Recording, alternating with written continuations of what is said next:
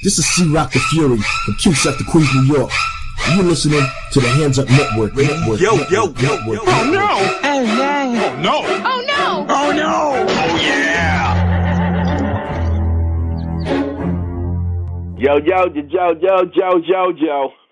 Yo, check this out, y'all. As promised, right?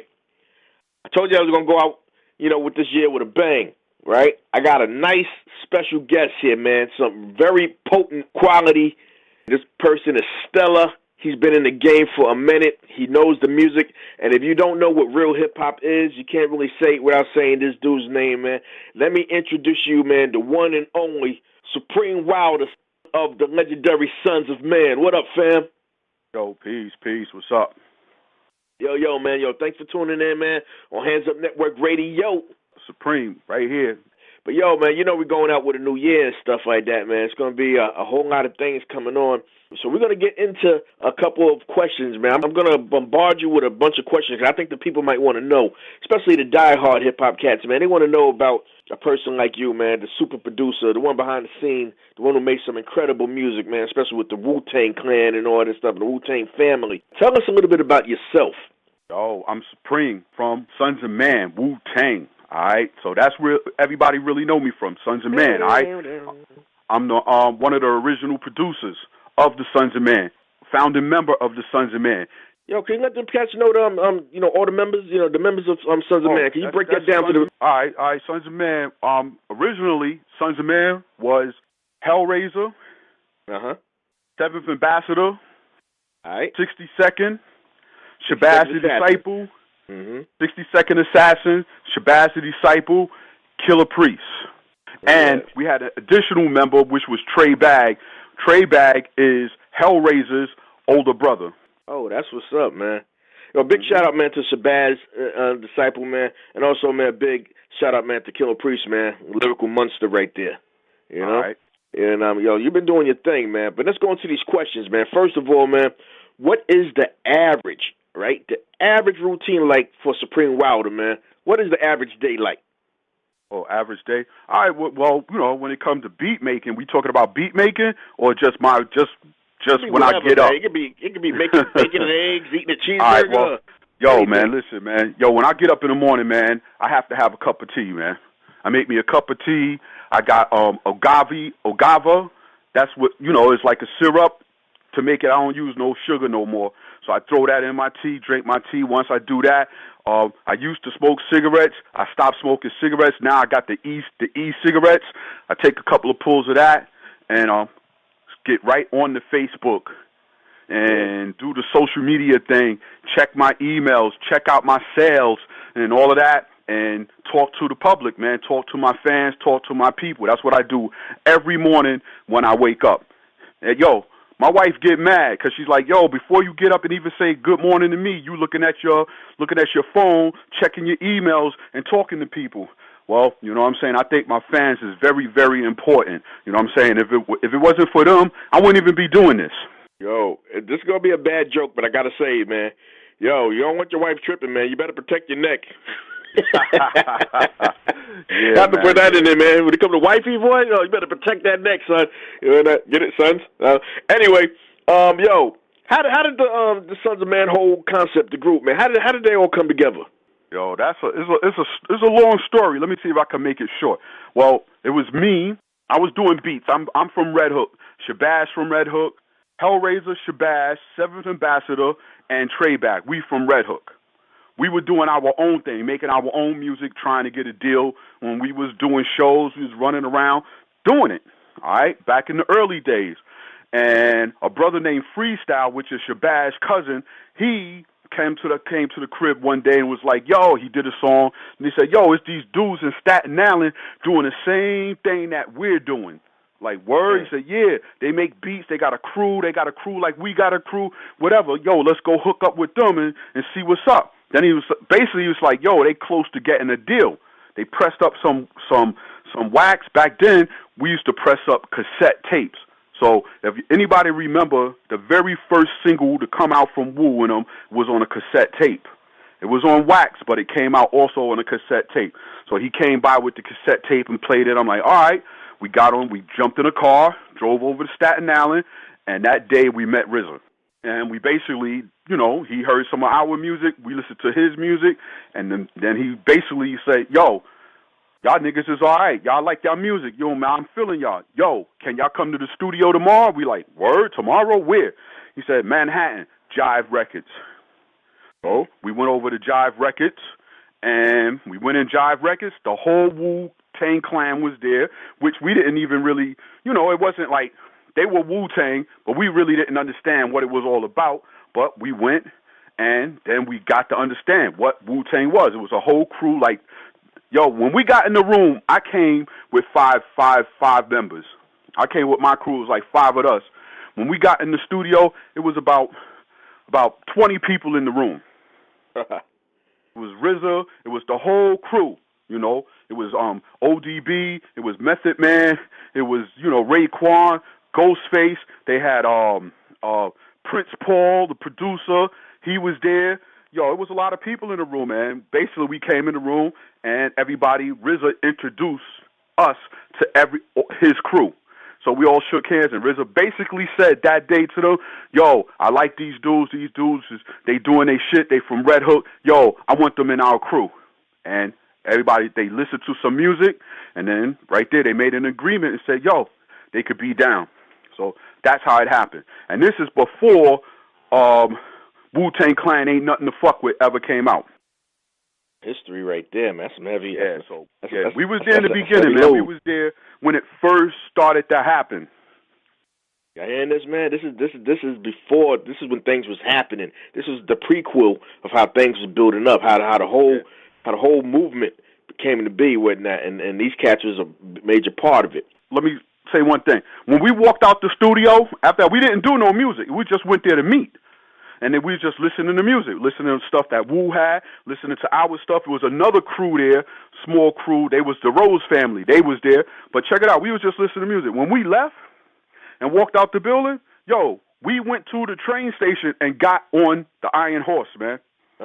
That's how we got home. We got there by train, and everybody left, and we all went and got on the train, and then everybody just started splitting up, getting on the trains that take them home. That's what's up. That's what's up. Iron Horse, y'all know what that is. Nobody had no money back then.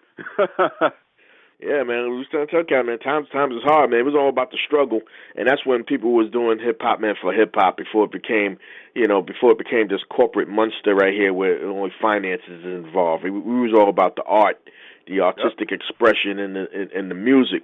You know, some of that's changed these days, man. But this is coming up, man. It was all about the passion of the art.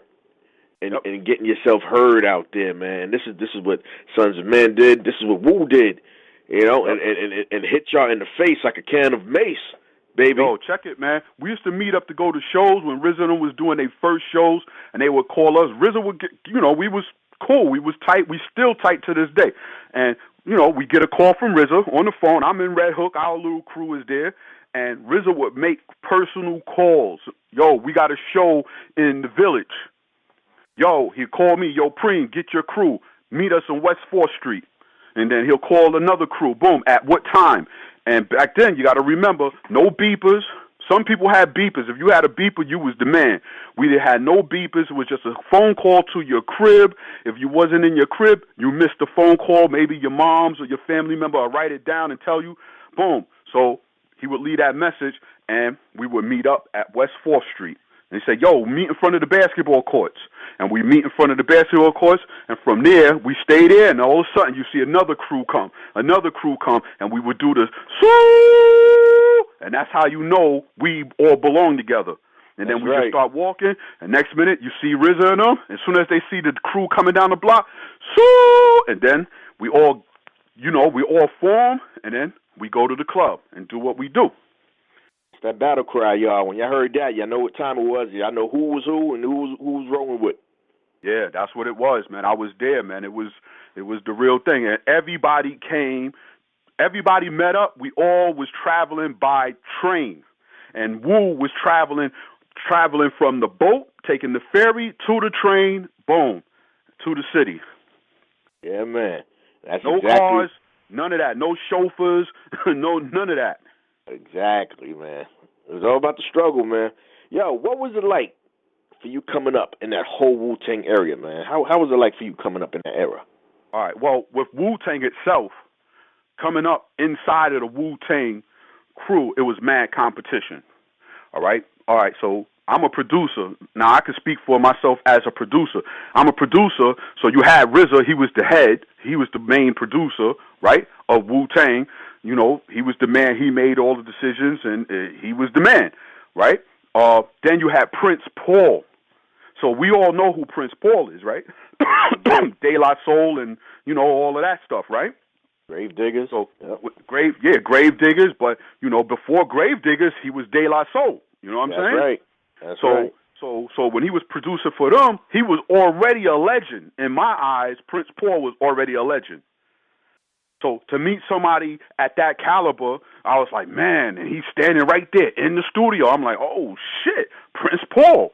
You know what I'm saying? So we had Prince Paul, we had me, we had Y Kim, we had True Master, we had Fourth Disciple, I already said, we had a brother named Pedro, right? He was really the main producer for the Grave Diggers. A lot of people don't know of Pedro, but I've been trying to find Pedro for a long time. He one of the greatest producers that's been, but he disappeared. I don't know where he at and all of that stuff, but so we had a couple of producers in the room.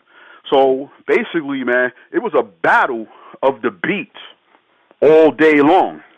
So basically, RZA would go, RZA would do beats, where he'd say,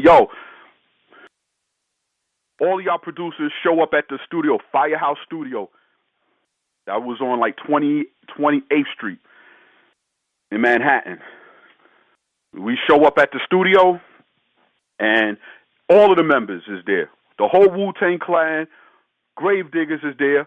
Sons of Man wasn't Sons of Man at the time. I had my little crew. We was Mad Mob. We was basically the dudes from Red Hook. And then he had Killer Priest and them was there. He had these other dudes, Rose family. They was Killer Priest and Prodigal Sons people. You know, it's just a lot of people in the room. And RZA would be like, who want to get next on the beat? And when you came, you have to come with all of your equipment. Bring your drum machine. I had an ASR. Matter of fact, I didn't even have an ASR at the time. I had a Korg Triple D 1 machine. That's what we used to call it. Korg Triple D 3 DDD1. Korgs, yeah. Yeah, I had a Korg DDD1 and a Casio FZ1. I think it was an FZ10.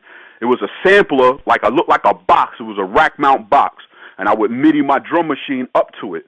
You know what I'm saying? So I would carry that. So Bash would be carrying I would carry the big ass box and the square big sampler. Bash would be carrying my drum machine. You know what I'm saying? And you know, you got all your discs, and he'd go, who's next? And niggas looking at each other, and if you ain't the first to say I got next, I would just jump, I got next. Yeah. And boom, Carlos Best would plug my stuff up, and boom, then I just start making a beat. Back then, you had to make a beat in 5 to 10 minutes. You had to make a beat, and if you made your beat and it started out whack or whatever, RZA walk in the room and say, next. Everybody in the room, somebody would say, next, because they don't. Soon as they start hearing the beat and they don't like it, next. Your ass, they just gonna unplug your equipment. You unplugged. That's that. True Master is gonna start plugging up, or Fourth Disciple gonna go. So when it was your turn, you plugged your stuff up and you made a beat. As soon as I start making my boom back, I have my samples ready or whatever. I just look in the glass, you know, the sound booth, the glass. You look, because people be behind there, people on the side. You just look. As soon as you see somebody's head start nodding, that tells you, you're going in the right direction. Then you add a sample in. If their heads keep on going, then you add the next one. Boom. So I'm basically making a beat based on the vibe that I'm getting from the people in the room. So that's deep. So now once people start writing lyrics, so Bash and Hellraiser was my two main dudes, because we came up together, so they know my style. Automatically, Hellraiser start writing and he'll start rhyming. Once Razor start rhyming to my beat while I'm making it, then it's like, okay, that's it.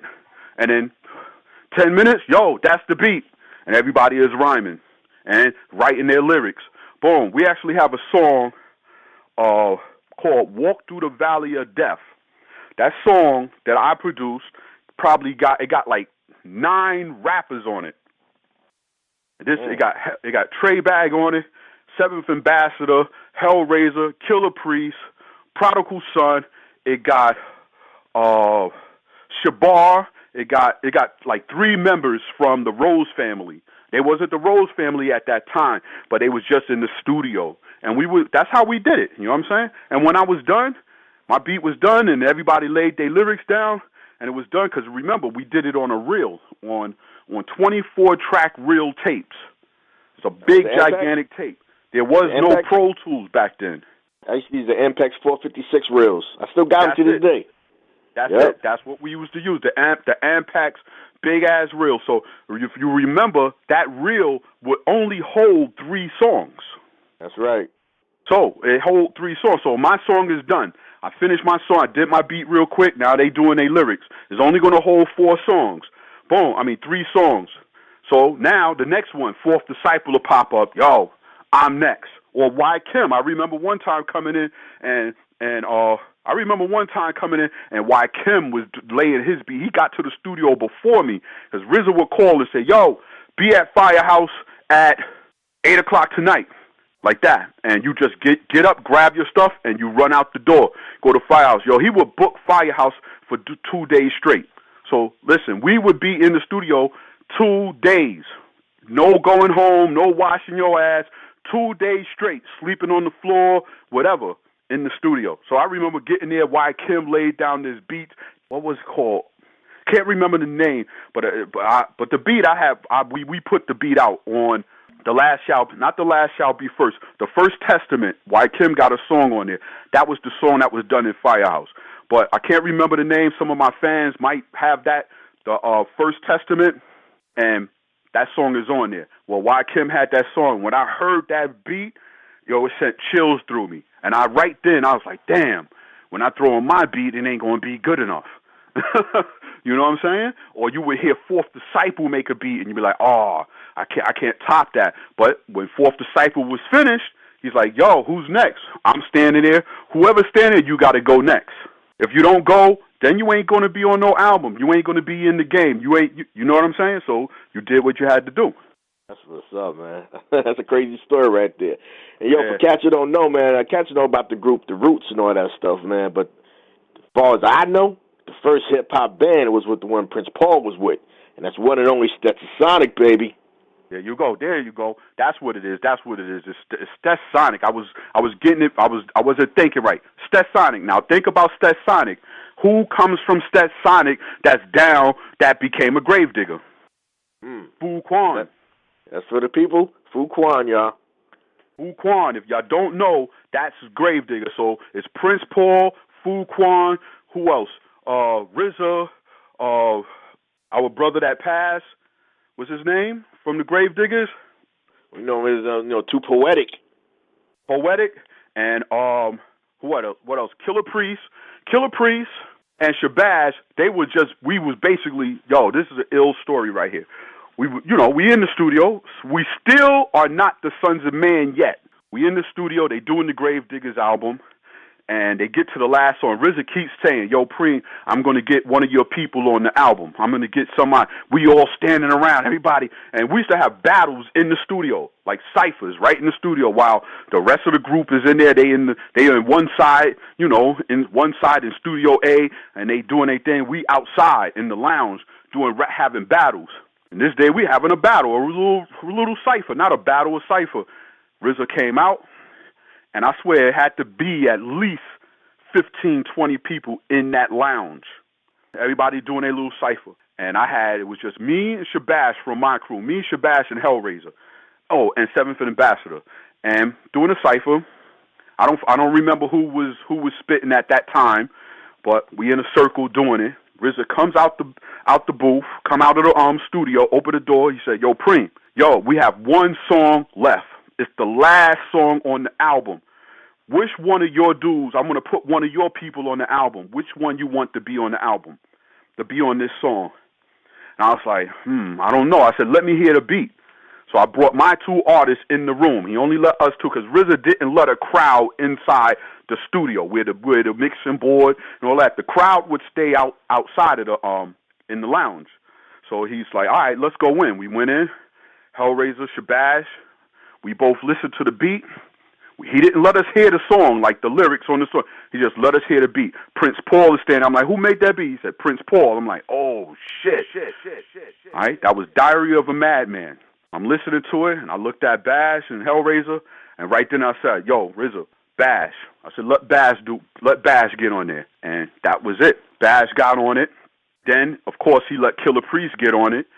And when they finished doing the song, when we listened to it, it's like everybody in the room went crazy. Because nobody could hear it because we outside. I was inside. Everybody else was outside. Then after it was done, he opened the door. He was like, open up the door so everybody in the lounge could hear it. Niggas went crazy. We go home. We open. We real hype. We like, wow. Oh, man, that's the craziest song.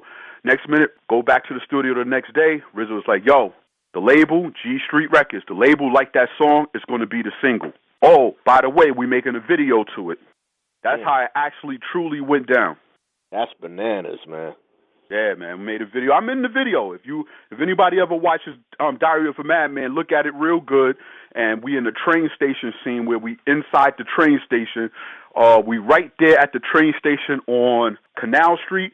It's a train station right before you go into the Holland Tunnel. It's a train right there. I don't know the number, but whatever that train station is, we in that train station. And yo, we did a little scene just standing there, and they just got our faces, you know. Y'all hear that? IPO Radio, y'all hear that, everybody, man? Y'all want all y'all, man, to go to YouTube and Google that and check that video out, man. Check that out, especially that scene right there. Check out your boy Supreme up in there doing his thing. But, yo, let's get back into these interrogation questions I got for you, all right, man. There you go. Go ahead, man. So I was gonna say, I want to give a shout-out. Yo, let me give a shout-out to Hands Up Network. You know what I'm saying? The radio. Yo, you know what I'm saying? To my man, C-Rock the Fury. Yo, check it, man. Me and C-Rock, we've been riding for at least 15 years now, man. Sure, man. Word. Good and when years, I first heard C-Rock, I met him online. Not in person, online. I just stumbled across his music, and I was like, yo, that's hip-hop right there. And, yo, right then, I started contacting him online. And I said, yo, I want to meet you. And it's just because I like this music. And, yo, the brother was like, yo, come on by. Go by. He didn't even know who I was. I didn't even tell him I was from Wu, Sons of Man, whatever. I went to his crib, and I remember, if I remember correctly, I go to your crib, and you had No Love Without Hate, the No Love Without Hate, sitting right on the table. And I was looking, I was like, yo, you see that right there? He's like, yeah. I said, pick it up. And he picked it up. I said, yo, look at the name on that. He's like, word? I said, that's me right there. You remember that, C-Rock? That was kind of crazy, man. I don't know if you remember that, but I came to your crib, man. I remember we came over by the crib, man, and we chopped it up lovely, man. And I know I don't know if it was that song. It might have been that song, but I definitely remember that, man. He was like, oh snap, and then we just started building, man. We just started talking a little bit about, about the music and stuff, man. But I truly appreciate that, man. Especially coming from somebody of your caliber, man. That means a lot to me, man. I take all the cosigns I could get, man. And I'd rather have from someone where actually a cosign actually means something. It means a lot coming from you. You feel me? Yep. And I want to give a big shout out to the Sons of Man and everybody with Wu-Tang and all the Wu affiliates, man, who put it down, man. I mean, they put down real hip-hop for real, man. They represented the streets, the struggle, and they delivered. You know what I mean? It was about those bars. They had something to say, and I'm sorry to hear that people is not really practicing that art today, Yep. But as long as I'm living, I'm going to rep the real, and I know that goes for you, too. Yo, check it, man. Check it. Yo, what was the first video RZA made? It's not coming to my mind right now because we doing this interview. If we wasn't doing the interview, I would know the name. What was the first video they did? You remember? Are we talking post RZA or the We Love You Rakim, that one? Not that. It's after that. Wu-Tang when Wu-Tang was Wu-Tang. What was the first video they did? As far as I know, it's Protect Your Neck. All right, it was Protect Your Neck. For everybody, just look at that video and look at their clothes. you'll know we was struggling. Just look at it. Look at it. You know, nobody had money back then.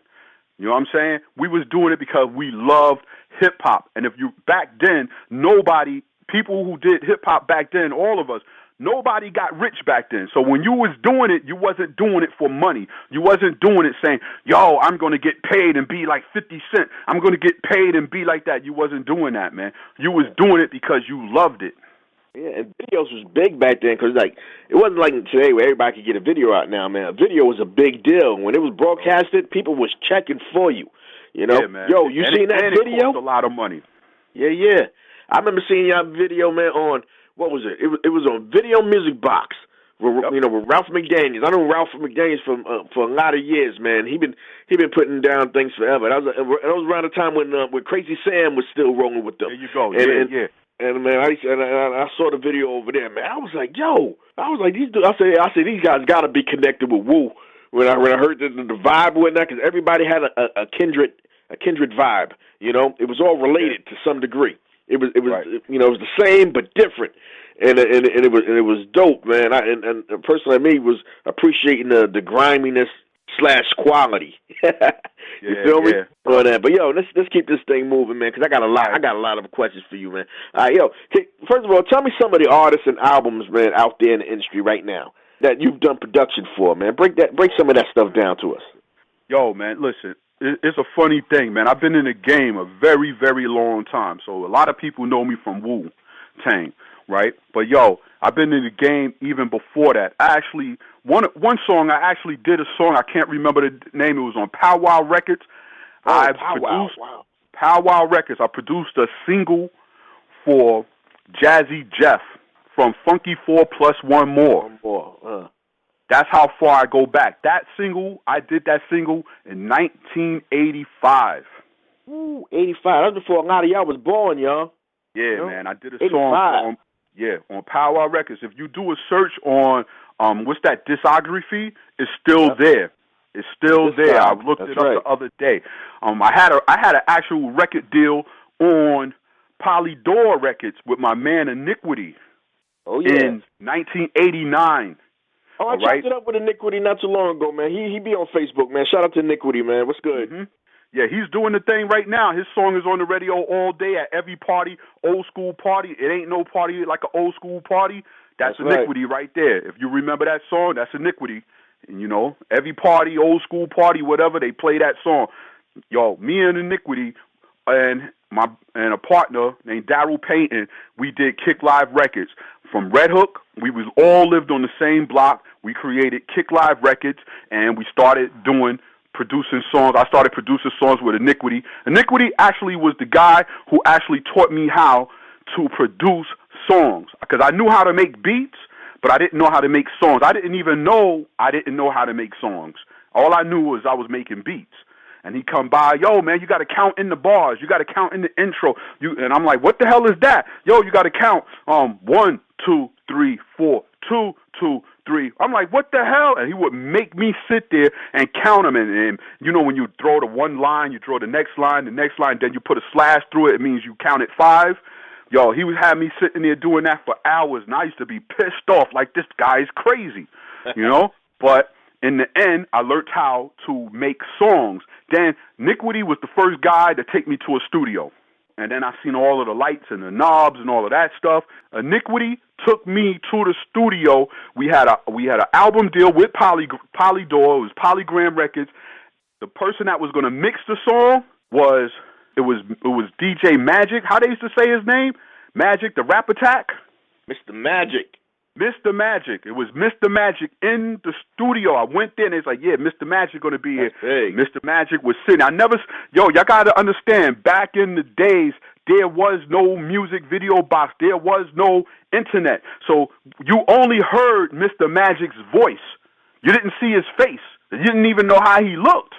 So we go there, and it's like, Mr. Magic going to be like, wow. And you went in there, and once he spoke, you knew it was Mr. Magic, because you heard his voice all the time on the radio. And then he was there. He spoke, and I was like, man, that's Mr. Magic. He mixed one of our songs that actually eventually got signed and went to Polydor Records.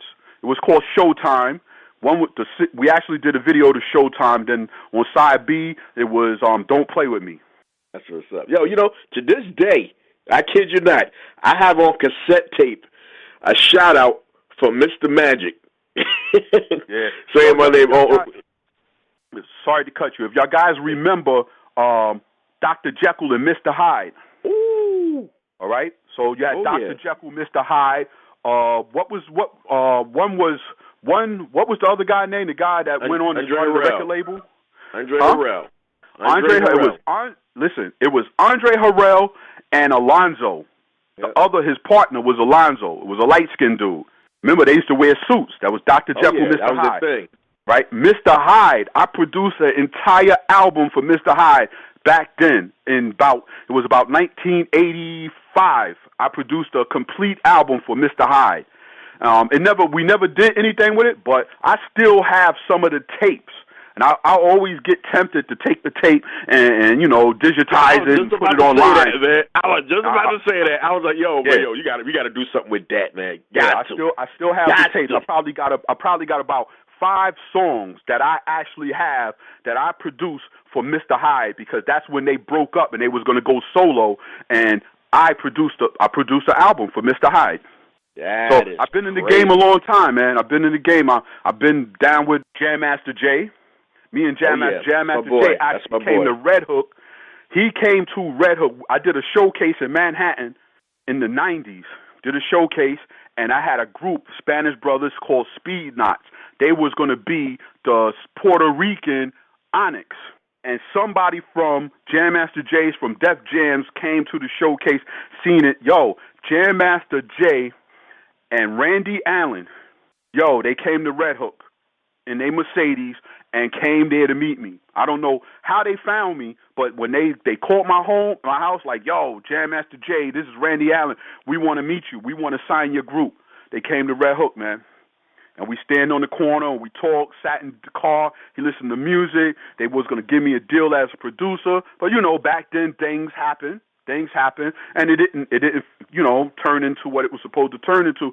But, man, I've been around a lot of the greats, man. I've been in the room with them, sat with KRS, all of that, That's what's up. Cats don't realize how big Jam Master Jay was, man, and how much influence he meant in the entire industry. I remember, man, we had a cipher together, man. We was in a music building, y'all. Now, if anybody know about the music building was right on Jamaica Avenue. It was right between Guy R. Brewer and Archer, right across from Gertz Mall. And that was the Matrix Studio. That's where everybody was at. That's where Studio 1212 was at. The group Metallica was there. Bismarck been there. Black Moon did Who Got the Props up in there. We had all types of people. We had K Swiss from the Alliance up in there. Mikey D, my boy Mikey D, man, used to be up there all the time and whatnot. We just had celebrities coming left and right. Onyx and a whole bunch of dudes. We had Prince Poe go down there. Producer Paul C. Producer Ultramagnetic and Organized Confusion. Everybody, man, he's one of the original producers in the game, man. Producer Paul C was there, and I used to rock up there with his brother, because Paul C's brother was Tim McCasty. He did a lot of stuff on Biggie's albums, and he did some stuff, with with Little Kim and Junior Mafia and all that stuff. That's the dude I rode with, right? And everybody was up in that building, man. That's the real history right there, man. Jazzy J was there. I remember Jazzy J. Yo, you took the words out of my mouth, man. That's where I met Jazzy J. I met Jazzy J in that building. We used to go in that building because there was a lot of studios over there, and we was using a studio, and it wasn't Jazzy J's room, but we was using a studio, and then I go to the bathroom, I come out, and guess who walking down the hall? Jazzy J. Of course, I don't know who he is. So somebody looks and say, yo, that's Jazzy J. I'm like, word? Yo, excuse me, you Jazzy J? And I'm Supreme. I make beats. You know what I'm saying? And it's a funny thing. All he did is just shook my hand and said, yo, man, nice to meet you. Yo, this and that. And I was like, all right. Years later, Jazzy J became my engineer. Yes, but years later, man, he became my engineer, and we became really, really close friends. We still close friends to this day. I don't know if he even remember, man. I helped him. I was helping him with the floor because he was building the studio. He was on the third floor. He was right on the other side of Studio 1212. And what you call was a little further down was Jam Master J's. Right. You know? And on the fourth floor, that was K-Swiss, and that's where Mikey D and everybody used to be at. I was on the fifth floor, and then you had Digital Damage, and you had Dr. Death up there and whatnot, and, you know, you had the Little Rascals studio up there. Yeah, and, you know. Actually, that's the studio we use, Little Rascals. That's the studio. On our record, now that you said it, now I remember, I did a record on Kick Live Records. The group is called Six Floors, all right? And that's a group, they from Red Hook, they from my block. If you look on that record, if you could get the record, it's on discography, and you look at the credits, it says recorded at Little Rascals Studio. At Little Rascals Studio. Yeah, man. So we was in the game, man. We was there, man. I was there for a long time. I ain't gonna say my age, but yo, for everybody, I was there when hip hop was made. You know what I'm saying? When it was created. I was a kid, there was no hip hop. You know what I'm saying? Then all of a sudden, one day on the radio, it came a song. It was called King Tim the Third. Ooh. And we was like, what the hell is that? You know what I'm saying? And that's from there, of course, we had the block parties, the park parties, where people was going, Bob did the bob, the bang, the dang, diggy, diggy, dang. That was hip-hop, man. That was the beginning of hip-hop. They didn't really say real lyrics. They was just do a little harmonize, you know, like I just did. And I was there, man. You know, I was in Brooklyn. I didn't hear the first scratch in hip-hop that was created in the Bronx, but I heard the very first scratch on a record. They scratched Apache for the very first time in Brooklyn, and it was done in Red Hook by a DJ named DJ Leslie G. And the record, they always play Apache, but they would blend it. They happened to go to the Bronx and watch Grandmaster Flash and all of them at a party doing their thing when the cut was first created. Whoever did it back then, I don't remember, but whoever did it, they heard it. It was Kool Herc. They heard Kool Herc do it. They heard Kool Herc do it on one weekend. The next weekend, I guess Leslie G and them practiced it and learned how to do it. They came to the park. They was in the park, which they did every weekend in Red Hook, and DJ Leslie G put on Apache. We already knew it was coming on, and then it went, boom, boom, boom, boom, boom, boom, fuka, fuka, fuka, fuka. And when I heard that, I was like, yo, I was sold. That was it, man. That's great. Yo, I got to get one more honorable mention, man, in the music building, man. Yo, right on, what floor was they on? They was on, if I'm not mistaken, they was on the second floor. I got to give an honorable mention, man, to the Afros, you know? Yeah, remember them, right? Kool T was up in there, Hurricane was up in there, and Crushmaster. And when all of them was all up there on the side, I used to go up and hang out in their studio all the time. So man, shout out to wherever you at, Kool T, man. Yo, you gotta holler at me, man, so we could chop it up, man. Butter Love used to come up there and them too, man. You know, King T, you know, there was the Hollis crew. If y'all remember the song, It's the Beat, Word, and that's for sure. Ran in it, you know, that came out on Def Jam, y'all. That was the Hollis crew, yo. Hollis was in the game heavy, yo. You know, and of course, Wu, the Wu, and the whole Wu affiliates, man. That's how it all started. I was up and coming, man. But yo, that was good to be around that stuff, man. It made me who I am today, man. I absorbed all that stuff in like a sponge, man. And freaking incredible. Hip-hop, yo, I could tell you, hip hop saved my life, man, because it gave me something to do. So instead of being in the streets, hanging out, standing on the corner, getting into trouble, I had a little drum machine, and I was in the house making beats while others was out there getting in trouble, man. So I could tell you it saved me, man. And me and Shabazz, let's go back. Let's go to this. Me and Shabazz, we made a song one day. It's called, we put it out on Dance Floor Entertainment. We put that record out. It's called Party with a Tech. We made that song because we was in the house making beats in the projects in Red Hook. We making the beats. This is during the 90s, during the drug wars, during when you walk your ass outside, you can get killed for no reason, just bullet flies and boom.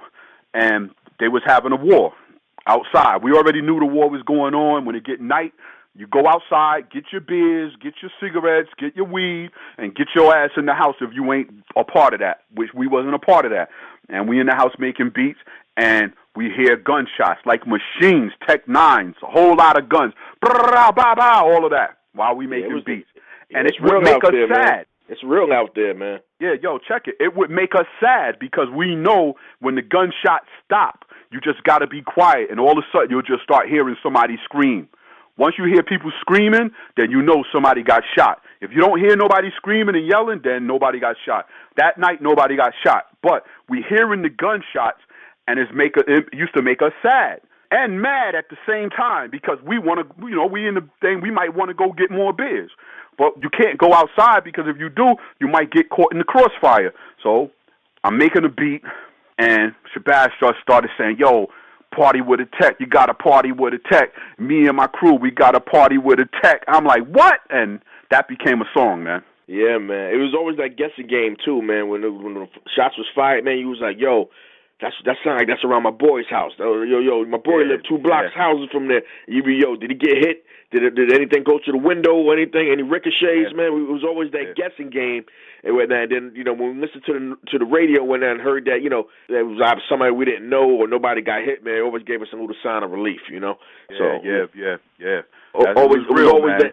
was always that guessing game, man.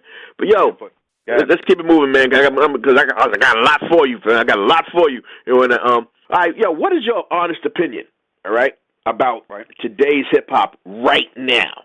All right, your honest opinion. Yo, me and my son, we talk about it because my son is younger than me. He's my son, of course, but he's young, so he's into the new hip-hop. That's what he came up on. All right, my opinion on it is, yo, I like all music. I like music because I'm a producer. I just like music. I like country, western. I like Mozart. I like, opera music. I like country, western, all of that because I could find a sample in there somewhere to use, all right? That's right. So I like music, so don't get me wrong. So I like the new hip-hop that's out. I like it. My problem with it is that it all sounds the same. Thank you. All of the beats is the same beat. So, I got my grandson. He comes by. He's like, yo. He said, yo. And, my grandson, I allow him to call me Preem because he think he hip. So he's 13 years old. No matter of fact, he's 15 years old. And, so he'll go, yo, you heard this new song? You can't get with this, Preem. No, check this out. And when I listen to it, as soon as it come on, the first couple of seconds, I'm like, come on, man, it's the same damn beat I heard yesterday. It's the same beat. With that, hey. Yo, if I hear one more song with that. Yo, he do the same thing. As soon as the beat comes, he go, hey. I'm like, yo, come on, man. This the same. So what I'm saying is that down south beat that they call it, whatever they call it, that 808, that slow beat or whatever, with the quick, the real fast hi-hats, yo, that same beat been playing for the last 10 years, man. It's the same and I'm personally tired of hearing it. Now, from my day of hip-hop, every group sound different. Every group had a different kind of music. If you listen to anybody, you had Chuck D in them. Chuck D sound different than that's Public Enemy. They sound different from Big Daddy Kane. Big Daddy Kane sound different from KRS. MC Shan sound different. Run DMC sound different. Look, Run DMC and LL Cool J was on the same label with the Beastie Boys and Public Enemy. They all on the same label. All of them sound completely different. Everybody had their own identity. It wasn't a bunch of clones of the same individual. I was like, somebody asked me before, like, if you had a group, right, and one person sound like Jay-Z, why do I need to hear 5 other Jay-Z's? I might as well just listen to one. What is the point? The music industry's changed now to the point where, yo, I got a Lil Wayne or whoever. They looking for the next Lil Wayne. They looking for the same sounding or the next T.I., the next sound, the same shit. So on one label, you'll have 4 artists, all 4 artists sound the same. And they rap it to the same kind of beats. And it's an insult. It's an insult for you to say they want you to be the next somebody else. Why don't look for the first, not the next? They always want you to be the next person that's already out there. Like, no. If I'm going to be anything, I'm going to be the first. I'm not going to be the next anything. The only artist right now that, no lie, I work out, try to keep myself healthy, and my son kept pushing it. Yo, Dad, you got to listen to this kid, Kendrick Lamar. I'm like, man, please, I don't want to hear that same sounding music, man. And another thing, let me tell you this, man, and this goes out to a lot of the older rappers and the younger ones. Yo, how many rap songs you gonna make about selling drugs and selling yayo, selling baking soda? I got the baking soda or this shit. Man, listen, man, it ain't. Come on, man. It's enough is enough. Yeah. You're making the same song. Every artist is making the same song over and over. They just saying it in different ways. Like, we get it. We get it. Talk about something else. Talk about peanut butter and jelly. I don't care. Just make it hot. Just talk about something else. Yeah, talk about something else, man. Make me, because I can't listen to the same thing. I done been through the drug game. My grandson come in here on Thanksgiving. I got baking soda. I looked at him. I got angry. Not because of the artist, whatever that artist doing, whatever. I got mad because I looked at him and I said it in front of his mom and his grandmother. I said it for everybody. I said, look, man, that shit you rapping about, you don't know nothing about it. I said, what you think they use baking soda to do? Oh, from the record, it says they use it to make crack or cocaine or whatever. I'm like, yeah. I said, you know how many brothers died from that? You know how many communities got destroyed from that? I said, and you rap it, I don't want to hear it, man. I said, yo, never ever say that rap in this house ever again. Because my brother, I've been shot in the drug game. So I can't throw stones, and I won't throw stones because I did play a part, and I'm sorry that I played a part. That's why I do what I do. That's why I make beats. That's why I give out free stuff. That's why I help, because I wasn't no big time kingpin or nothing, but I had my little say in it, and I tried to make up for what I've done. Right, you're making amends and hot music. That's amends and hot music. That might be a cool title. Right. So I'm not throwing stones, but yo, man, enough is enough with that, man. Enough. Absolutely. I got shot. My brother got shot 9 times. He's still living, and it all happened from the drug game. And my brother wasn't selling drugs. My brother was just happened to tell a dude that was selling drugs on my building where my mother lived that had to come out the house, like, get off my building, get off the stoop. The dude came back and shot my brother 9 times. Yeah. And cats fail to realize, man, that you don't even have to be in the drug game for it to go down. If you rolling with somebody who's in the drug game, they can't get to you. They're gonna take your friend out, or they're gonna get the next thing they can get. And if you're affiliated with that person, yo, there he is, right there. You know. Like, and that's how they roll. The game ain't fair. They ain't gonna always go for the king. They're gonna go after the pawns and anything else on the chess game. You know, anything else on the chessboard, they're gonna go for. Any means necessary. It's to hurt you. You know, and they'll do by any means necessary. I mean, if it's a kid crossing the street, a lady going to church, it could be whatever it is, man. There is no shame, and the bullets has no name. Yo, let me drop this on these guys, or anybody that's listening. Check this out. All those rappers that's rapping about, we got Rick Ross, we got Jay-Z, we got all of them rapping about selling drugs. New homeboy, talking about baking soda. Listen, man, if y'all listening, listen clear. Those guys are not selling drugs. If they were selling drugs, they would be in jail. Because they're bragging and boasting about what they're doing. You can't do that and be committing the crime at the same time, because your ass would be in jail. They lying. Jay-Z don't sell drugs. Rick Ross don't sell drugs. So then you pick up the drugs, you listen to what they're saying, and then you go out there and sell it and do that. That's like watching The Terminator or watching any of these fictional movies on TV, Cops and Robbers, Batman, whoever. You see it, and then go outside and act that shit out, and let's see what happens. Yeah, I'm Superman. Yo, I can fly now, man. Yo, let's jump out of this 18-story building. That's like he did when he went against Lex Luthor and everybody, man. You know, fighting Bizarro, whatever it is like that. Man, yo, if you jump, you're going to be Superman one time and one time only. There you go. So it's all, and after that, you splatter, man. It's all entertainment, and that's what these kids. Nobody is telling the kids that it's entertainment. The kids actually think it's real. Jay-Z know damn well if he picked up any kind of cocaine, he's talking about he knocking off keys. He got keys and kilos of cocaine in his songs. If he touched one of them, damn, his music career is over immediately.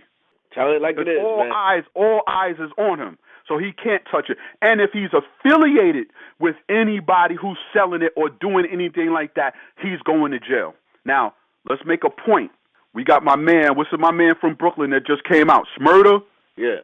He's all over the news, all over the internet, in jail. Why? Because he was rapping about something that he really was doing. What's that thing Dave Chappelle says, when keeping it real goes wrong? That's what happened. He really was doing what he was rapping about. He made a song, and now his ass is in jail with his whole crew. So that's what really truly happens. If you want to go to jail and do what everybody else is doing, rap about the drugs, rap where you can get the drugs, give the police your address, you know, and they'll be there waiting for you, and they'll accommodate you to prison, and then, you know, you'll have a hit song, and you could be famous too. So if that's what you want to do at the cost of fame, by all means, do it. But, you know, smart people stay away from that type of stuff. One thing I hated, I never, like Rick Ross, whatever he's doing, cool. One thing I don't like, he took a drug dealer's name and he used it. The real drug dealer did a whole lot of time in jail. A whole lot of time in jail. He destroyed his community. Now he's out trying to make amends with that, trying to heal his community. While we got a fake dude using the name, saying all that stuff, making songs about he got choppers in his trunk. All right, who are you using the choppers on? Who are you using it on? You using it on your own people? You're going to shoot and kill your own people? That's only people you're going to use it on. What do you have a chopper for? You're going to run down the street and shoot up your community and shoot people's mothers, fathers, little kids? I don't agree with that kind of music. You know what I'm saying? It is what it is, man. But some kids listen to it. Rick Ross and his record label would say that's entertainment. I can understand that. That's no difference than looking at any movie on TV. You know what I'm saying? That's running cops and shooting this and that. I can compare it to that. Right. But our kids look at that stuff, listen to Rick Ross, and think it's real, and then they want to really go and buy a chopper or get a chopper like and use it. Me and Supreme do not co-sign that. All right, just let that be known. We don't co-sign that. It's entertainment, but we do not co-sign that, man. We're all about positivity. We're all about building, man. If you listen to the news, man, there's so much stuff getting broken down, man. The brothers is hating on each other, playing on each other, scheming on each other, man. Don't you think it's about time to build? You always complain about why something ain't better. It ain't better because you could always contributing to make something worse. You know, it's time to flip the script, and it's time to do something positive, man. When people see people doing positive things, kids might look at that like that's cool. Like, yo, this famous artist doing something positive, man, for his community, and yo, I can feel that, I can respect that. I want to do that too. Why you always got to be the bad guy? Why you always got to be the one, contributing stuff, man? Do something for the people for once, man. For your people. I look at Will Smith, right, and I always think about him and the songs that he made back in the days. All his sons, Will Smith, Kid and Play, Salt and Pepper, Queen Latifah. Those people they were making music that made you feel happy. It made you feel good. Native Tongues? Yeah, Native Tongues, all of those guys, man. But look at Will Smith. He never talked about selling drugs or that, but look at him now. Look how big of an actor he is. He's like the top of the game. So you can rap about something that's good, nonviolent, and become famous and make money. We have examples of that in the music industry, in the film industry. We have examples of that. And I think the new kids need to go back, do some research, and go back and look at the people who did good things and didn't rap about crime, shooting, killing, money, sex, drugs, and look, and you'll see that there's a lot of people, famous people, that got there rapping about things that was good. Just know that there's options. There's options. It's not one side. I mean, what you hear on the radio is so one-sided that people think that's all there is. But, man, there's more to it, man. You can drop science. You can tell a story. You can share an experience. Like take Nas, for example, man. Nas is very lyrical, man. He paints a picture, man. If you know how to paint a picture, people will follow you, man. People like art, and music is an art. So if you know how to paint a picture right on music or on tracks, people will appreciate that. But if you keep painting the same picture all over again, they'll be like, yo, I seen that same painting. You sure you ain't trying to summon the same painting? I seen that same painting yesterday. Who you trying to get over on? So that's how I feel, man. You got to change it up a little bit, man, because art can go a long way. And, just use your head a little bit. But back to this more interview, man, because man, we've been stuck on dropping some science, man. I haven't had time to have fun with you, man. So this is where I have a little fun at, man. All right, cool. Yo, tell us your top 5 hip hop albums of all time. 5. Oh, damn. Whoa. Okay. Man, that's something, man. It don't matter what order. Doesn't matter. Okay, cool. Great. Okay, that's even make it better. Criminal Minded. Bam. Okay. Public Enemy, I don't know the name of the album. It's their very first album. Oh, Bum Rush the Show.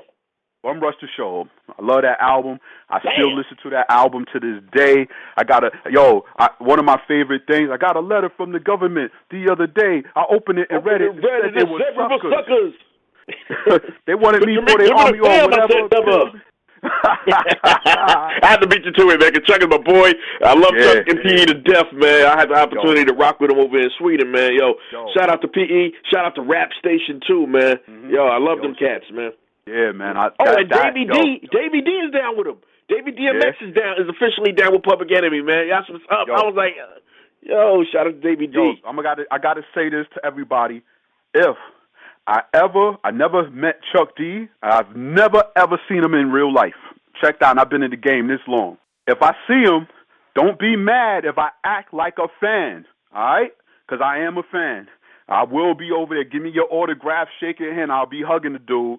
So y'all see me doing that. Don't think I'm crazy, man, because it'll be the first time I ever seen Chuck D in person. All right? That's one of my favorite rappers of all time. Yo, Chuck, you got to do a joint with him, man. You got to have a Supreme joint on one of your future projects, man. Hopefully we can make that happen. Let me tell everybody this, man.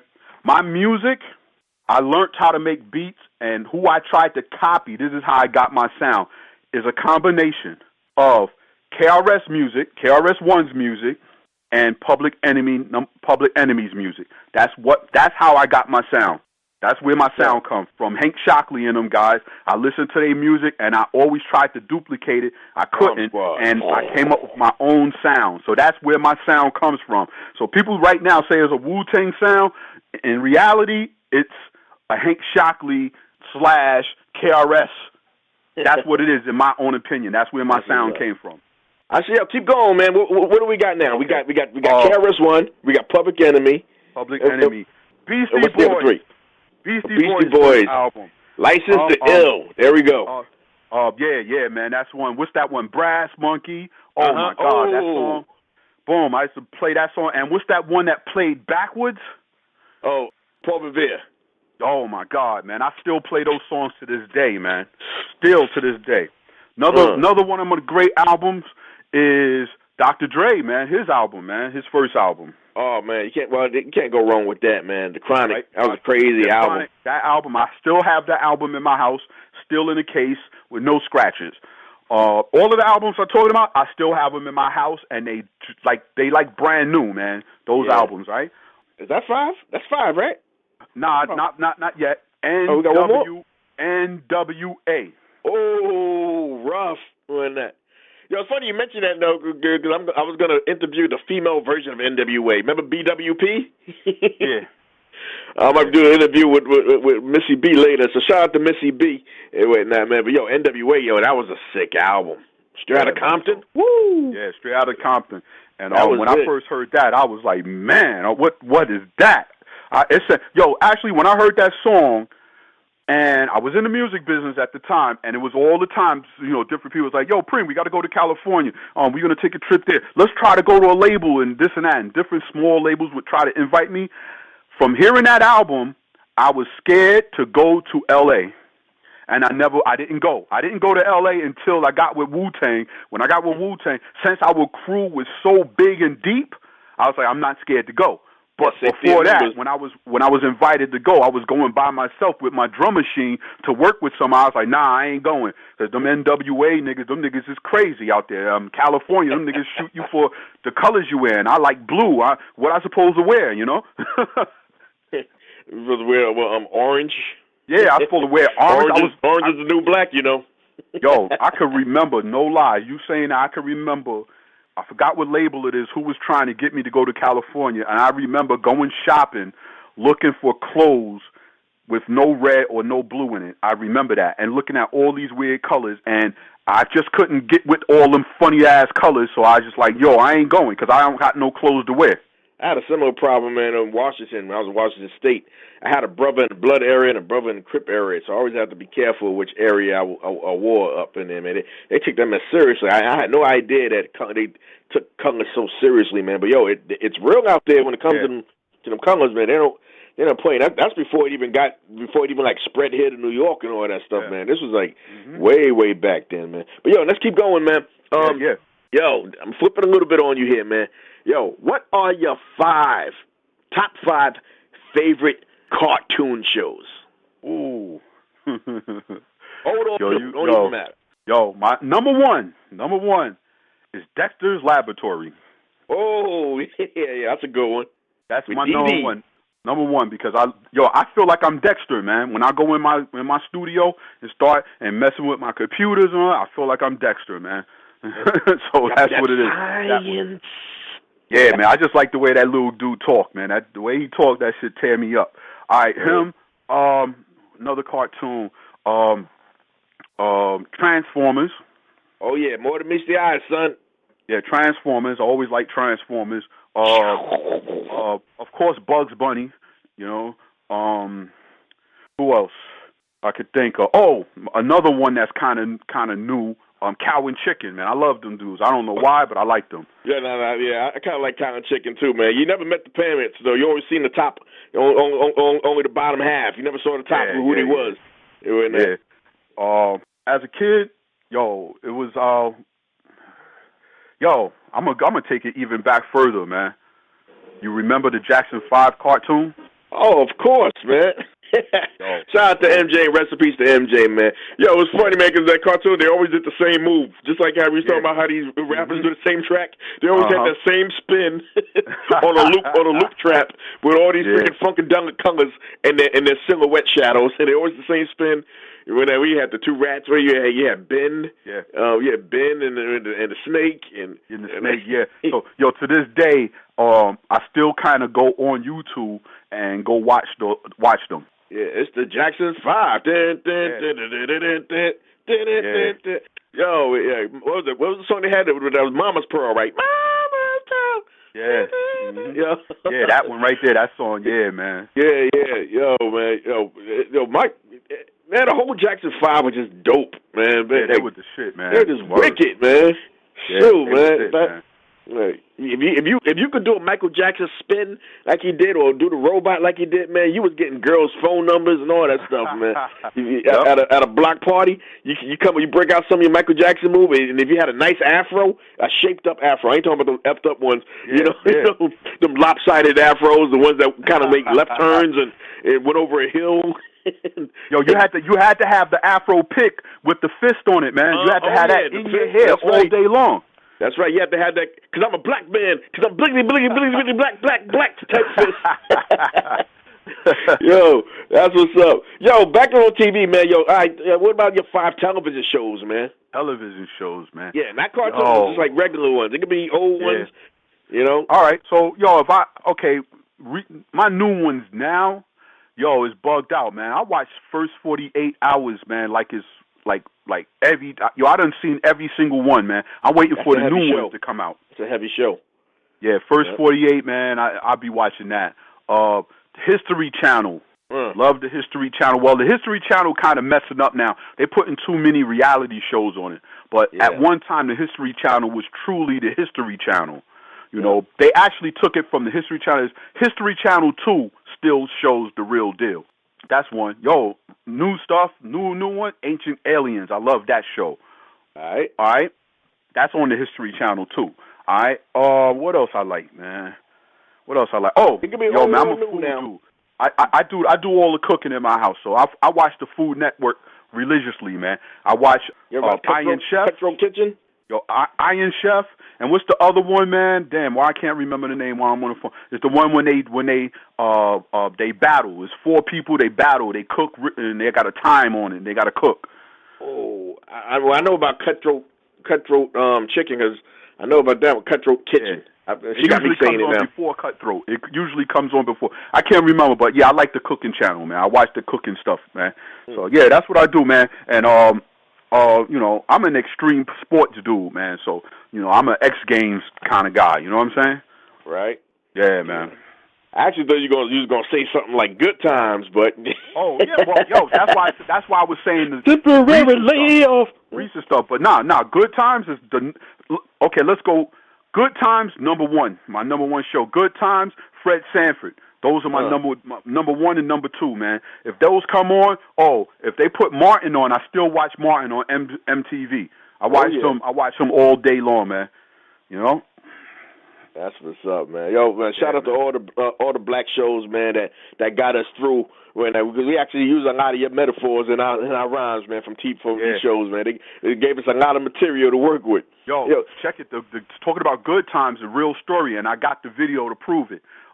Maybe 5 years, a little bit more than 5 years ago, I went to Chicago to be a judge at a rap show. A rap contest, right? Rap battle. They flew me out there, gave me a hotel for a weekend, and I judged the show, right? Me and a few people. Me, Truck Turner, my man C's. We went down there, and Shy Skills, that's the dude that did a lot of beats for LL Cool J and Onyx and all of that stuff. Shy Skills went with us. So we went out there, we was the judge. Us four, we was judges. And while we out there, we went to a park. You know, a big park it would be a park like Flushing Meadows Park. We went there and it was a whole weekend of stuff. So we went there and people was on the stage performing, and these two guys get up on the stage perform. We liked them. We was like, man, y'all pretty good. When they got up to say, we talked to them. We said, where y'all from? Them dudes said they from Cabrini Green Projects. We like, what? Cabrini Green is gone. It's like, no, it's not. They said 2 buildings still stand. We was like, nah, man, it can't be.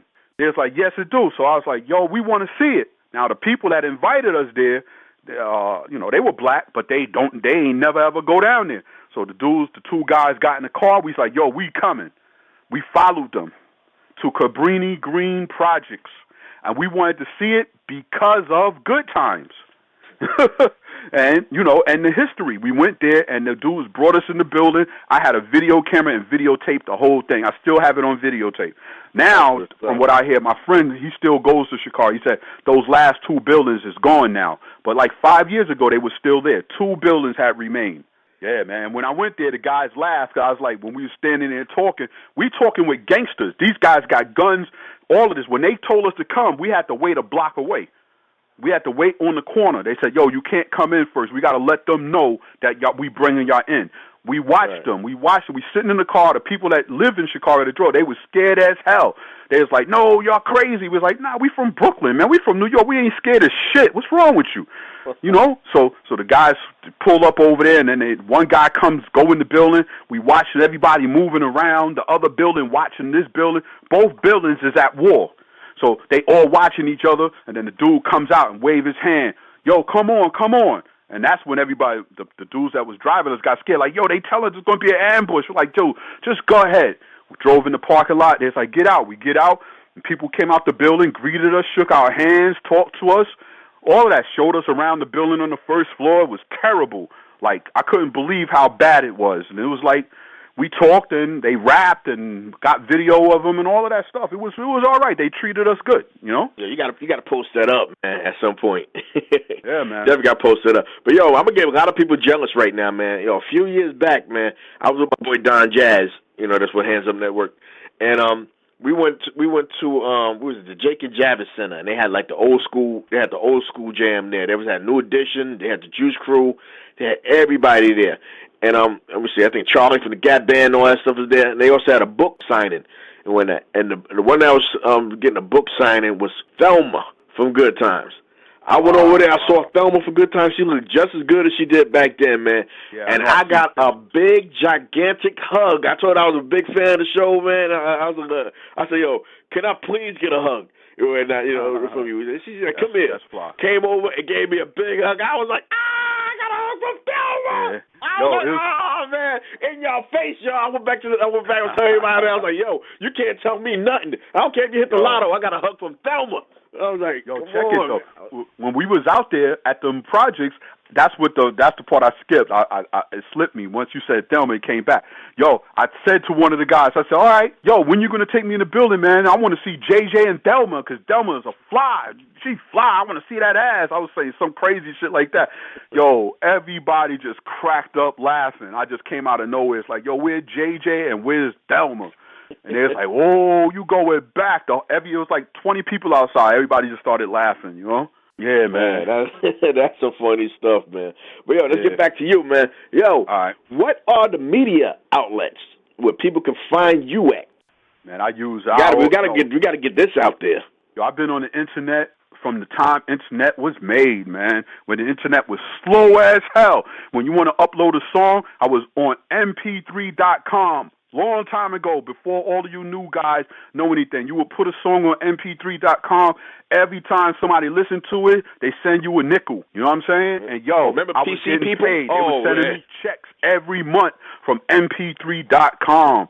You know what I'm saying? And back then, you would load up a regular MP3 song. Yo, when you hit the button to say load, you might as well just get up and go outside and go play and go do whatever you're going to go do, because it would take like 4 hours to load the damn song. Yo, it took my boy 3 days to do a stick figure. Like it was just like a stick figure walking like 3 steps doing the same movement. Took him 3 days to load it up.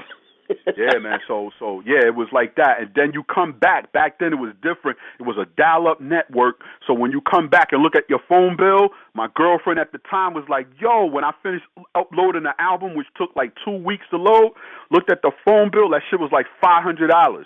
Because when it logged in onto the internet, and you could hear it dial in the modem. When it dialed, it was like a long phone fucking call. It was like a long phone call, and that was it. Like you loaded it. If it took 2 days to load, it was a 2-day phone call. That is bananas. Yeah, man. So I've been on the game. I've been in the game on the internet that long. So MP3 going, but I'm on Facebook. I'm on LinkedIn. I'm on all of the major ones. But I want you to give these links. I want cats to check you out. I want you to, if you know the links off the top of your head, man, let them know. Yeah, man. Let them know where they can reach you at. Yo, I'm on Facebook. Facebook/Supreme7G. Facebook/Supreme7G. That's the easiest way to find me. If you want to find me on the internet, yo, go to Google and just type in Supreme, SUPREME, the number 7, the letter G, Supreme7G. That's it. On Google, and you'll find me, all right? I'm Supreme7G everywhere. So if you go on Facebook, yo, I'm still on MySpace. From day one, still the same page. I still check my page. I'm on YouTube, Supreme7G, YouTube.com/Supreme7G. All right? So you go on YouTube, you're going to see all my videos. I got tons of videos on YouTube, man, for you to check out. Same thing, well, on Facebook, I got my government name there, but, yo, just type in Supreme7G. You'll find me, man. I'm everywhere. All right, yo. You heard it first. Let's keep running it down the line, man. Question: will there be another Sons of Man album coming out in the near future? And if so, will you be on it? Yo, man, I just posted that up when Wu was doing their album, when they was getting near the end of it, after Raekwon, finished his little thing he did and said, yo, he was in, and it was going to be definite. I actually posted it up on Hellraiser's page, actually on all of the members' page. On Killer Priest, Prodigal, Hellraiser. At the time, 60 didn't have a page. 60 has a page now. And I posted it on there and said, yo, let's get together. I copied and pasted for each one. I said, let's get together and do a Sons of Man album. And they all responded back saying, yes, let's do it. You know what I'm saying? I said, let's use all the original Sons of Man producers, which was, at the time, it was all of the extra producers that I mentioned earlier. But it was really me and Fourth Disciple, and Pedro, and like that. But Pedro ain't around, so I was like, yo, it'll be me, Fourth Disciple. Let's get Mathematics. I don't know if we could get True Master, but I said, yo, definitely get Mathematics on it. Me, boom, maybe bring in somebody else, bring in MF Doom or somebody like that, and let them throw a beat down on it like that. But let's stick to that Wu sound, the Sons of Man sound, and let's do it, All I want is 2 beats on it. That's what I said. And, I don't know. Nobody got back to me. Hellraiser is coming back from his situation.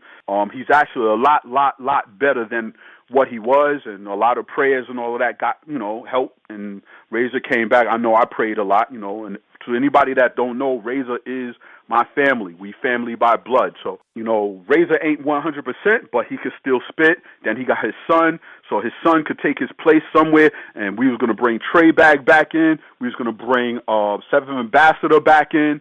And we was going to do it. But I'm just waiting to see, I'm waiting on them guys. I got beats for days. So it's just really based on them. Everybody out there, man, listen up, man. Hit up Sons of Men. Go to their web pages. All the individual artists, hit them up on their Twitter pages and stuff. Let them know, man. Tell them, say, yo, man, we want another Sons of Men album. I'm pretty sure if you put the pressure on, they're gonna be like, yo, we got to put it out, man, for the people. When that'll be good to hear. You know, yeah, man. It definitely be good to hear. But yo, tell us about your company, man. Skylops. Now, give me a little breakdown there. What is Skylops, man? It's not really. It's not Skylops. It's Cyclops. Oh, Cyclops. I always say Skylops, man. Maybe I'm dyslexic. Yeah. Cyclops. That's right. You know what? It is Cyclops. When you say it the same way, yeah, Cyclops. I probably have the word wrong. Yeah. Well, that's why I got. That's why I got an eye. The eye is an eye, like an eyeball. There's an eyeball inside of it, inside of the logo, so that you would, So it means, well, I liked the word Cyclops, so I had to get some spelling. So that's why the spelling is the way it is. You know what I'm saying? The spelling to the real way you spell Cyclops has been taken. So I did my own thing. You know what I'm saying? Like that. But, okay, what's going on with that? That's a company that's part owner with somebody else. I can't mention who it is. But it's a distribution company. It was created, and I put my stuff on it. It was supposed to be a lot of other people on it, but nothing happened, so I stuck with it and stuck it out for myself. What's up, y'all? So, you see his stuff come out, check out, Cyclops. When is the website still open? Is it Cyclops.com? Yeah, it's still up there. Yeah. It's www.cyclops.com. All right, spell that for them so people who want to tune in can check that out and show some support. Okay, it's SYKLOPZ. SYK. Right. Yeah, I actually typed it wrong. That's where I got Skylops from, man. I must have been dyslexic this morning. Anyway,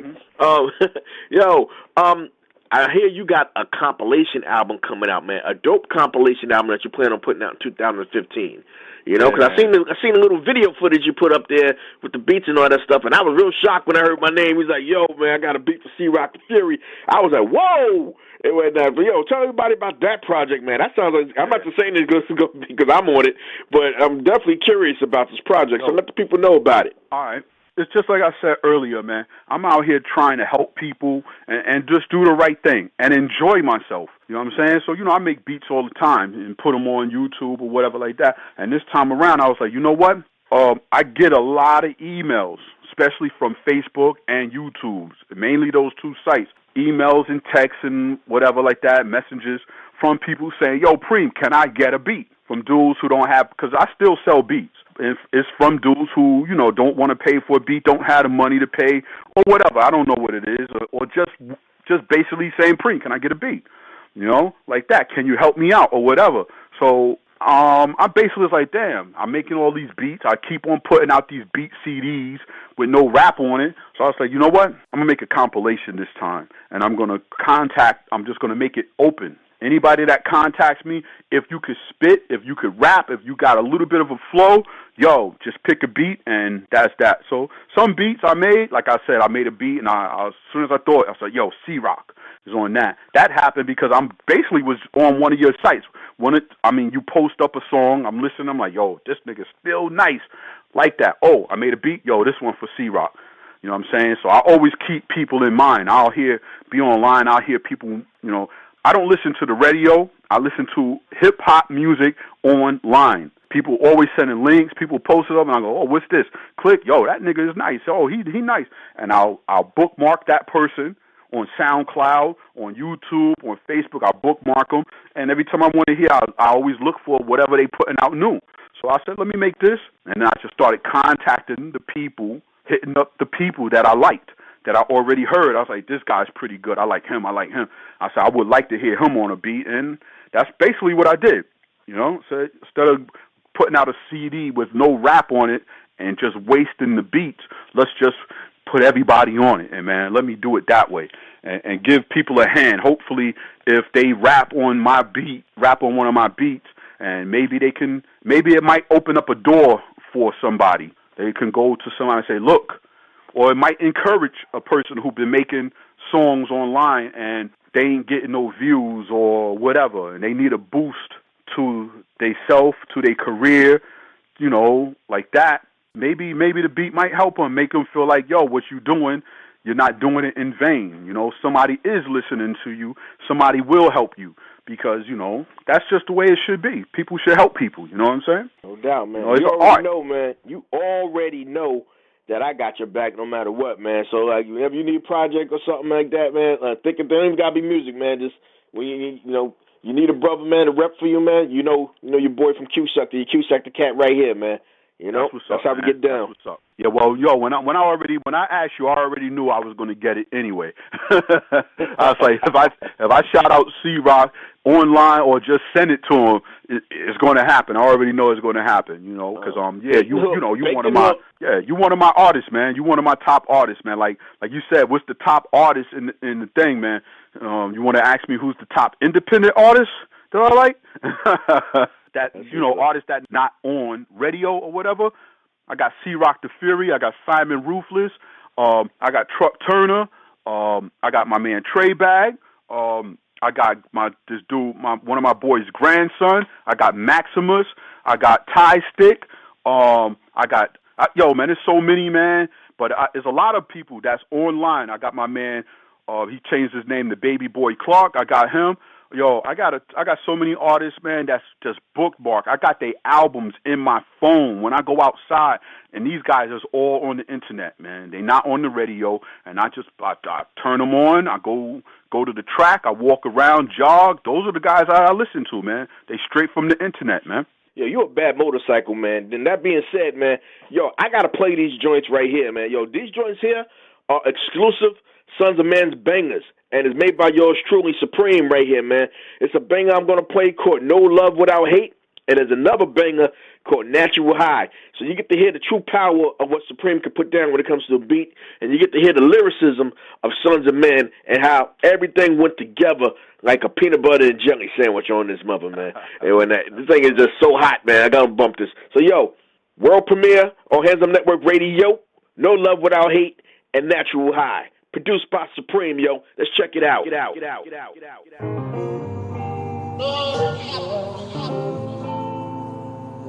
ain't no love without hate. It ain't no peace without war. It ain't no madness without the sadness. So tell me where's the love, peace, and happiness? It ain't no love without hate. It ain't no peace without war. It ain't no madness without the sadness. So tell me where's the love, peace, and happiness? 17 days of confusion, jostled in the wounds of evil. My lively technicality wins the race based upon reality. See, they united, still a revolutionary war. Eruption, Franklin Ave, bullets rain through your staff. Homicide, overrise of a nation with frustration. Caged in the belly of the beast, my strapped in prison. A daily penitentiary, witnessing tragedy. Snakes and Jays answer the murder rates and heartaches. Death stalk bodies collide with the sidewalk. The younger trifle, true one living like a cycle. Visions of heaven and hell seen through the eyes of a disciple. My arrival to this planet, I was entitled to. Physically stranded, mentally free now. Speed of sound, I travel, unravel, where you babble. My head is the castle, mine is the king. Swords be the words when I swing, attack you like a guillotine that trapped you. Pass through the heavenly atmosphere where I stare at those who fear the truth, that interfere with lies. Our black nation must rise worldwide like the third eye. I'll be the lawbreaker, like the death maker, heaven raiser, traitor, eliminator, wicked disintegrator, lyrical earthquaker, absorb me, shining light is mandatory. I got knowledge of my self-explanatory. Of course we be the sons of man, deeper than quicksand, expand like gases on the masses of our land. I won't let old things back. Got to go without love without hate. Go without peace without track. I won't let old things back. Got to go without hate. Go without war.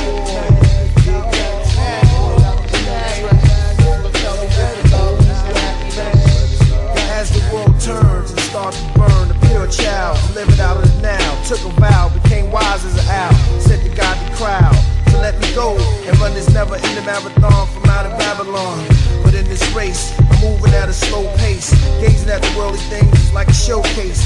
A track name is like a dice game, can't roll an ace, stack the dice. My first sacrifice was a corrupt life.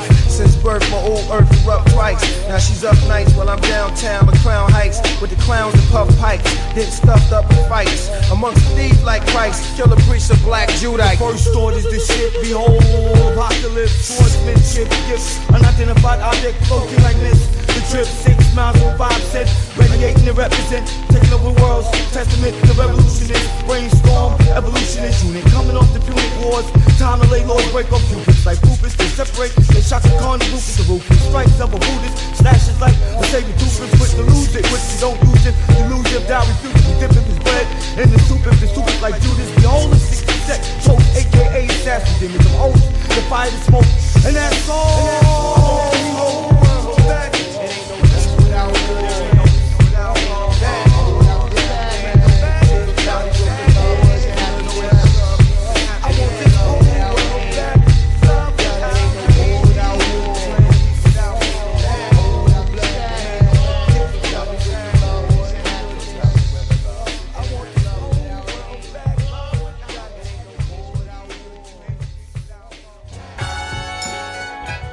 In the beginning, no different from the ending. It's Killer Priest, I ain't Sheik from the Middle East. We make that Laceman, Sons of Man, you know what I'm saying? Big Mo up in the house. Ty G, Dreddy Cougar, represent. Move your body, move your body. You got the fire, got the fire. That's high, that's high.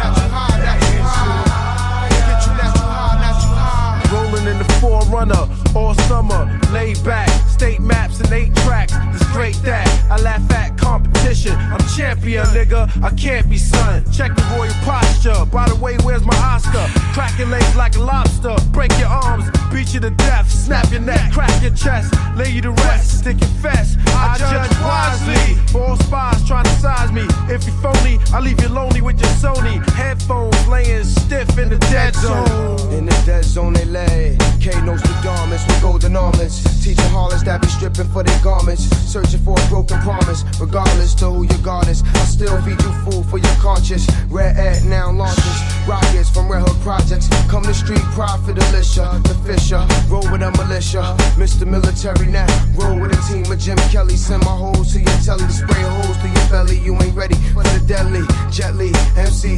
there ain't any schoolboy to test me, East Coast or Wesley, Snipe, those who would stress me, we strike, fuck it, we can fight, fight, fight, fight. Make the music, make the music. Move your body, move your body. Got the fire, got the fire. Get you high, get you high. A young king at the age of 15, caught up in things. They go to Scorpio, sporting material diamond rings. Physical, historical, mystical, shining crystal light. Stacking, packing pistols, FANA rocking Bristol, back to Crown Heights, where the fiends get high. Cross Atlantic Avenue, on down through the sky. Where we do or die, unite the kingdom, multiply. I'm sick of seeing mothers cry. It's time to unify. Like an Alaskan breeze, I blow through your April, stuck to your mental like thumbtacks and staples. Been to temples, learned Egyptian timetables. My trademark on labels and biblicals from naval. Gives life, you traffics, cons, I expedite. You can't escape my prison, I'm a living Israelite. Killing all chocolate ice, then build my paradise. Green grass grows, the White House is wiped out. Keep your red meat, I'll be fishing for trout. The maze, I'm the mouse, I figured my way out. Pinky get the brain, had to find another house. Where about? Go walk and frolic in the forest. Next time you lie, think about being honest. I'm harmless. We kill with calmness. Words come forth like your savior. A wicked man, heaven is the hell for the razor. Raised up in Brooklyn, 2 decades of meeting slaves. From prenatal to the grave, from the cradle to the cage. State pens be like playpens. The government enslavement. Inside science project with no escaping unless they die for it. You for the cream, so you lie for it. While other thieves already spy for it. I watch snake eyes everywhere around me. Devils try to drown me in the water in the town built for slaughter without order. You got chaos. Prayer haters and players. Deathbed layers, forgot to pay us. Now they covered up with layers. It's too deep for you rap duplicators who packs be betrayers. Make the music, make the music. Move your body, move your body. Make the music, make the music. I want to see you body, move your body. Come on, we got fire. Light it up. We got you high, not you high. We got the fire, got the fire. Not you high, not you high. Move your body.